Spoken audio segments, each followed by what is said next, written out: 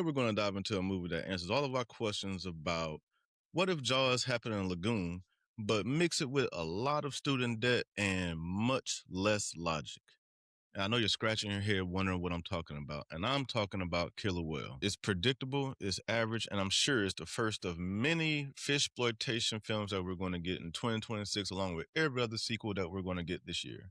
But if you want to know why this whale of a tale barely stays afloat, then stick around and let's talk about Killer Whale. The movie tries to give us some stakes, though, by mixing in this weird, dark backstory of robbery and betrayal. But it honestly never really gets a chance to jail because while that happens in the film isn't even really about that. And it honestly kind of leaves you wondering, like, why these characters in this story just make all these terrible life choices. From their fake criminal side hustles to eventually sneaking into an aquarium at night.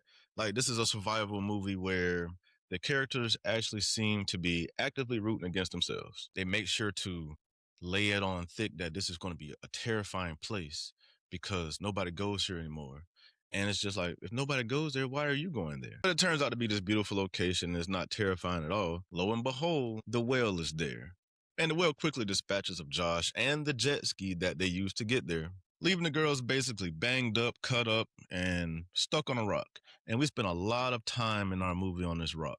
If it sounded like things that I laid out earlier was a large part of the movie, it wasn't.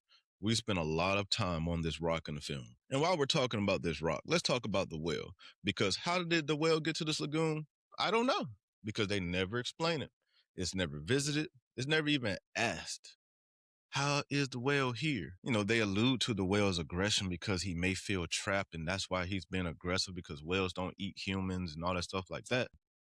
You just spent 2 or 3 days stuck on top of a rock with no food, no water, and a bad cut on your leg that was bleeding at one point, and now you can swim your ass off.